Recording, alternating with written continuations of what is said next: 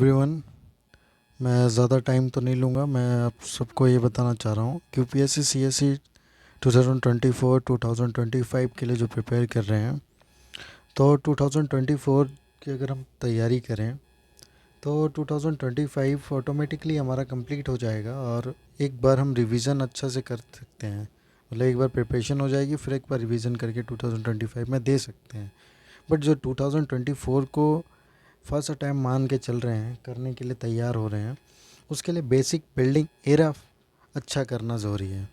तो 2024 में अटैम्प्ट देना है जिसे, तो 26 मई 2024 उसका जो वो है, क्या बोलते हैं, एग्ज़ाम डेट वो आ चुका है, 26 मई 2024। तो हम लोग डेली ये करेंगे। डेली आपको एक रूटीन दिया जाएगा एक दिन पहले, ठीक है। तो उस एग्ज़ाम के लिए डेली अगर कभी कभार लेट हुआ चैनल पे तो 2 दिन 3 दिन का एक साथ दे दिया जाएगा। बट अभी जो है एरिया 3-4 दिन वो बेसिक बिल्डिंग एरिया चल रहा है। मीन्स आपको एक रूटीन डेवलप हो जाए, ठीक है। टाइम टेबल में हम इसलिए बात नहीं करेंगे क्योंकि टाइम टेबल हर कोई अपने तरीके से बना लेता है। हम बात करेंगे टॉपिक वाइज, क्योंकि टॉपिक कोई नहीं देता चैनल वाला, ठीक है। यूट्यूब पे कोई भी चैनल जो है वो टॉपिक्स डिस्कस नहीं करता कि आज ये पढ़ लो कल ये पढ़ लो। बट वो बात करते हैं टाइम टेबल पर, 3 घंटे इतने पढ़ लो, 3 घंटे ये। तो हम बेसिकली टाइम टेबल आप जिसके हिसाब से बनना है वो बना लो। हम बात करेंगे कि किस टॉपिक को पढ़ना है आपको, ठीक है। तो 23 ऑफ मई, मतलब कि कल से हम स्टार्ट कर रहे हैं। ट्यूसडे है, मतलब मंगलमय हो। और स्टार्ट हम कर रहे हैं हिस्ट्री से। Start with history to make your history. Own history बना सकते हैं आप, खुद की हिस्ट्री। तो खुद की हिस्ट्री बनाने के लिए तैयार हो जाएंगे किसके साथ, हिस्ट्री के साथ। तो एंशियंट हिस्ट्री हम पकड़ेंगे सबसे पहले। देखिए, एंशियंट हिस्ट्री और मिडाइवल, इसमें से 2-4 कितने भी क्वेश्चन बन सकते हैं, क्योंकि यूपीएससी खुद सर्टेन नहीं है, मतलब खुद एक श्योर नहीं है कि इस साल इतने क्वेश्चन, इस साल इतने। तो हम एंशियंट हिस्ट्री से स्टार्ट करें, क्यों? क्योंकि टाइम टेक्निकली हमें पता होना चाहिए। एंशियंट हिस्ट्री इतनी मुश्किल भी बात नहीं है, क्योंकि हमें सिर्फ और सिर्फ एंशियंट हिस्ट्री में, एंशियंट हिस्ट्री का पार्ट जो है आपकी पुरानी वाली एनसीईआरटी जो है, ओल्ड एनसीईआरटी, वो कवर करनी है बस आपको। ओल्ड एनसीईआरटी कवर करनी है। Old NCERT class 11th R S Sharma ने लिखी है, जिसमें आपको चैप्टर 1 to 4 नहीं करना है। सबसे पहले तो आपको ये करना है, ये सिलेबस जब आप डाउनलोड कर लें, प्री का तो कुछ नहीं है खास, बट GS 1 मतलब कि पेपर 2 जो है उसका सिलेबस जब आप डाउनलोड कर लें, तो उसके पहले लाइन में स्टेटमेंट लिखी हुई है, Indian culture will cover the silent aspects of art forms, literature and architecture from ancient to medieval. मतलब आर्ट एंड कल्चर वाला पोर्शन है ये। और आर्ट एंड कल्चर वाला पोर्शन समझने के लिए आपको एंशियंट हिस्ट्री समझ पता होनी चाहिए। तो इसके लिए हम ओल्ड एनसीईआरटी देखेंगे, जो कि सबसे ज़्यादा टॉपर्स ने भी टॉक में ये कहा है कि हमने सिर्फ और सिर्फ ओल्ड एनसीईआरटी क्लास 11th करी है आर एस शर्मा की। इसमें chapter 5th 6th 7th 8th and 9th, ये 5 चैप्टर्स हमें कल के कल कंप्लीट करना है, ठीक है। खुद से, मतलब कि सेल्फ स्टडी, फर्स्ट और सेकंड रीडिंग लेनी है। अगर फर्स्ट रीडिंग आपने कंप्लीट कर ली और टाइम आपके पास बचा है तो सेकंड रीडिंग लेना है। और जब भी एनसीईआरटी आप पढ़ो तो उसको अंडरलाइन जरूर करना। जैसे कि मान लो कहीं पर आ जाएगा कि 4 वेदास हैं, ऋग्वेदा, ठीक है, तो उसको अंडरलाइन कर लेना, वो 4 वेदास कौन कौन से हैं, कितने हाइम्स लिखे हुए हैं, ठीक है। आप ये हाइड कर लेना कि जो को मतलब कि ऋग्वेदा फेज में है क्या क्या टर्म्स आई हुई हैं, कोई वर्ड का मीनिंग ना पता चले, उसको वहीं पर अंडरलाइन करके लिख लेना बाद में। वो जब आप दोबारा रीड करने जाएंगे उस चीज़ को, तो आपको वो पॉइंट्स याद आएंगे कि इस पॉइंट पे मैं रुका था, उस पॉइंट को दोबारा से रिवाइज कर पाएंगे। 2 से 3-4 बार रीड करेंगे ना, तो वो चैप्टर्स आपके दिमाग में बैठना शुरू हो जाएगा। तो आपको चैप्टर 5th से लेकर 9th तक कंप्लीट करना है, ये 4 चैप्टर। अब ये मत 4, ये 4 नहीं 5 चैप्टर हैं। अब ये मत सोचिएगा कि 1 to 4 जो है वो हमने छोड़ दिया, नहीं, 1 to 4 जो है वो आफ्टर एंड जब हम आएंगे तो हम दोबारा करेंगे, ठीक है। आप एक बार सीरीज से चलें 4-5 दिन, फिर आपको समझ में आएगा कि हमने ऐसा क्यों बनाया है। फिर दूसरा, न्यूज़ रीडिंग, जो कि द हिंदू करनी है। 40 to 60 मिनट्स आपको रीड करना है। और रीड कौन कौन से टॉपिक करने हैं, आप टेलीग्राम पे जाइए, उसमें एक वाजीराम एंड रवि करके चैनल सर्च करिए, उसमें डेली आपको ये आ जाता है कि क्या क्या टॉपिक्स पढ़ने हैं जो कि आपके यूपीएससी सिलेबस से रिलेटेड है। क्योंकि ना उसमें ये बताया वो जो है वो चैनल वाले फ्री ऑफ कॉस्ट ये डालते हैं वाजीराम वाले कि आपको क्या क्या पढ़ना है, क्या क्या किस टॉपिक के हिसाब से इम्पॉर्टेंट है। तो अच्छा है कि आपके पास टेलीग्राम है और टेलीग्राम पे डायरेक्ट फ्री ऑफ कॉस्ट आ जाता है।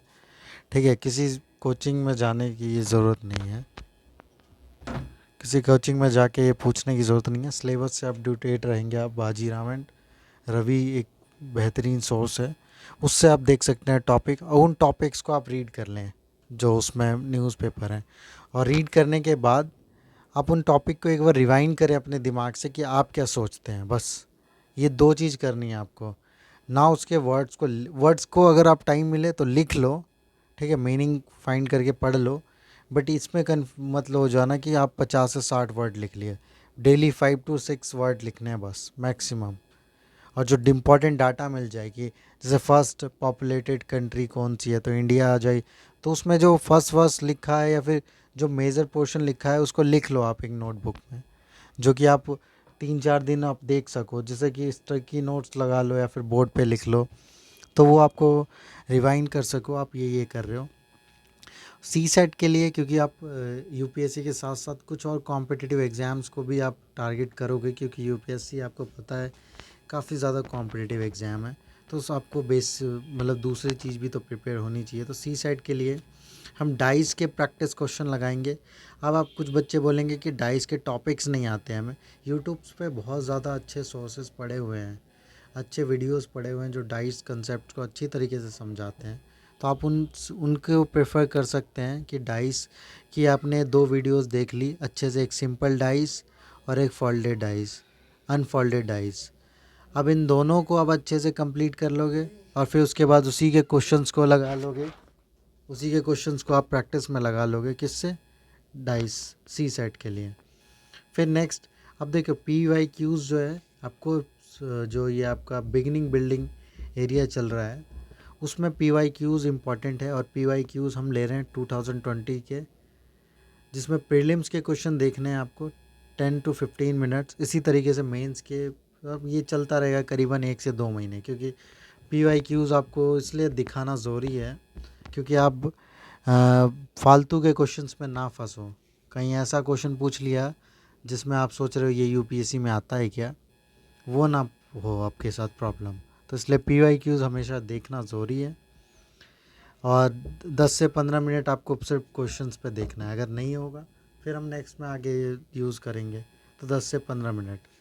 अब कुछ बच्चे क्लासेस भी लेंगे, तो कुछ टॉपिक जैसे एंशिएंट हिस्ट्री में अगर आप पढ़ोगे तो कुछ चीज़ें आपको मन करेगा कि देख लें कि अर्ली वैदिक फेज़ कैसा था, पोस्ट वैदिक फेज़ क्या था, प्री हिस्टोरिक एज क्या थी, ठीक है, नियोलिथिक पीरियड में क्या क्या होता था। तो आप कई चैनल्स हैं ऐसे जिसको आप देख सकते हैं यूट्यूब पे जाके। बहुत सारे चैनल्स हैं, किसी 1 से 2 चैनल को ज़्यादा फॉलो करें, ज़्यादा चैनल पे जाएंगे खिचड़ी पक जाएगी। तो इसलिए 2 से 3 घंटे की तो आप क्लासेस लें ताकि आपको ये पता चले कि कौन कौन से टॉपिक्स रिलेट करते हैं उस एनसीईआरटी के टॉपिक से। कहीं ऐसा भी होता है कि कुछ ज़्यादा भी पढ़ा देते हैं ताकि बच्चे ये सोचे कि दूसरे कोचिंग्स में ये नहीं हो रहा, इसमें हो रहा है। फिर आपको टाइम बचे तो पॉलिटी एज आ ऑप्शनल करके, मीन्स अभी हम पॉलिटी को नहीं खींच रहे हैं, अभी हमारा मेन पर्पस है जो एंशिएंट हिस्ट्री। अगर एंशिएंट हिस्ट्री 7 से 8 दिन में कवर हो जाती है पूरी तो बेस्ट है। तो इसलिए हमने एंशिएंट हिस्ट्री को फोकस किया। बट किसी बच्चे के पास अगर टाइम बच जाए, खेलना कूदने का मन नहीं है, तो वो पॉलिटी में प्रियम्बल लर्न करे, प्रियम्बल को रीड करे। लक्ष्मीकांत पकड़ लें, उसका प्रियम्बल वाला चैप्टर निकालें और एक एक टॉपिक को रीड करें, और उस टॉपिक को रीड करने के बाद प्रियम्बल को पूरा लर्न कर लें। इससे ये होगा जब हम हिस्ट्री करेंगे तो उसमें हमें प्रॉब्लम नहीं आएगी। ठीक है, तो ये हमारा फर्स्ट डे का डे 1 का शेड्यूल है, 23 मई ट्यूसडे का कल। और आशा करता हूँ कि परसों जब हम लोग मिले हैं इस वीडियो में, नेक्स्ट वीडियो में, तो आप ये टॉपिक्स कंप्लीट करके रखें। तो कमेंट में भी ज़रूर डालें कि हमने ये टॉपिक कंप्लीट किया है। थैंक यू गाइस, और चैनल को सब्सक्राइब ज़रूर कर लें यार। ये आपको पता ही है यूपीएससी जर्नी में कितना ज़्यादा टाइम लगता है, तो चैनल सब्सक्राइब कर लें ताकि हम सब बने रहें। Thank you.